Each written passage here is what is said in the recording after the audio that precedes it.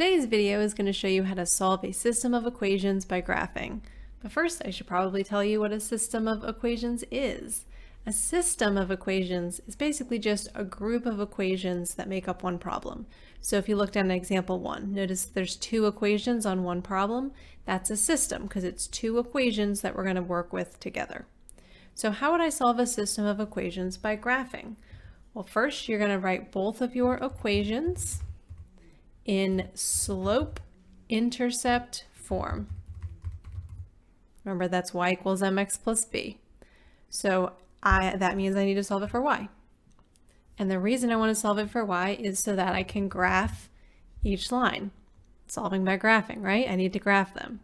We graph them by starting at b, the y-intercept, and then the slope rise over run. Once you've graphed both of your equations, you're going to find the solution to this system, and the solution is the point of intersection. We want to see where these 2 lines are going to intersect, and the point that they intersect is your solution. And remember that you can always check your solution, especially if it's test. Okay, so let's start with this first one. This system is y equals 3x minus 4 and y equals negative x plus 4. We're going to graph both of these lines to find the solution. So I'm going to start with the first one. I'm going to make that one blue. I start at my y-intercept of negative 4, so I'm going to take a blue dot and put it down here. 1, 2, 3, 4. And then my slope is a positive 3. And of course, if your slope is not a fraction, you can always make it a fraction by putting it over 1. So I'm going to grab another blue point and go up 1, 2, 3, and over 1.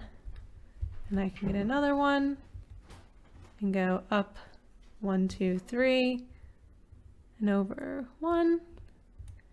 And I can fit one more. Remember, we always want to try to fill up the coordinate plane as much as possible. And there we go. It's okay if some of them are a bit off. I know it's hard to graph on here. Okay, then we're going to go on to the next equation. I'm going to do that in red. So that's y equals negative x plus 4, y equals mx plus b. Positive 4 is my b, that's my y-intercept. And my slope is a negative 1, invisible 1 with x. So if I make it a fraction, it's negative 1 over 1. Make sure it's going down because it's negative. Down 1 over 1, and down 1 over 1, and I could go another point, and I've run out of dots because this one's pretty close together, but that gives me a pretty good idea of the line, and more importantly, I can see where the lines intersect. So you want to make sure when you're graphing a system that you always extend the first line, especially as far as possible, because you don't know where they will end up intersecting. And I see that that's the point they have in common. So I will put the purple dot there to show that it is my solution. Since it's a point, I want to write it as an ordered pair. Parentheses, the x coordinate, which is 1, 2, and the y coordinate is also 2. So the solution to this system of equations is 2, 2. How can I check that? So if the solution is 2, 2, that has to be a point on both equations. So what I can do is substitute in a 2 for x and see if I also get a 2 for y.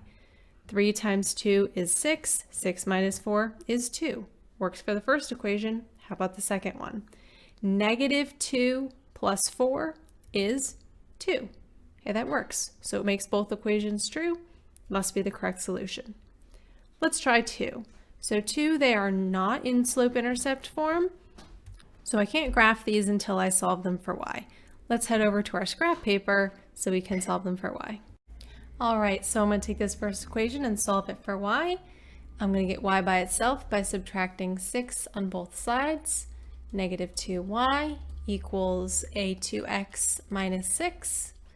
Divide both sides by a negative 2 to get y by itself. 2 divided by negative 2 is negative 1x plus 3. You don't need to write the 1 there, but I'm going to leave it so I remember what the slope is. For my other equation, all I have to do is add 2 on both sides to get negative 2x plus 2. Great, I've solved them both for y. Now I can graph. Make sure to insert a picture of your work here. Let's graph that first one with blue. So that one has a y-intercept of 3. And I have a slope of negative 1. So that's negative 1 over 1, same as this one, down 1 over 1. And just make sure that your line goes down.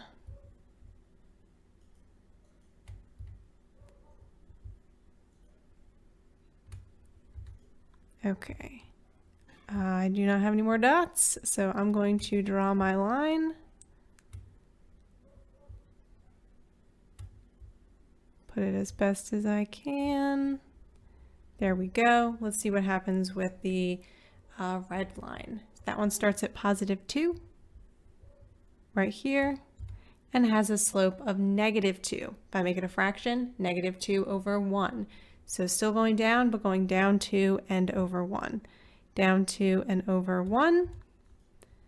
Down 2 and over 1. And I see they're getting farther apart in this direction, so I'm going to try the other direction.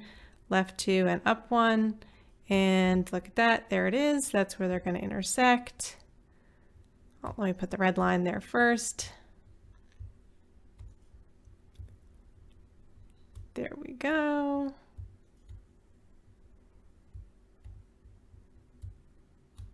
And purple dot will mark our solution. Make sure you write your solution as an ordered pair.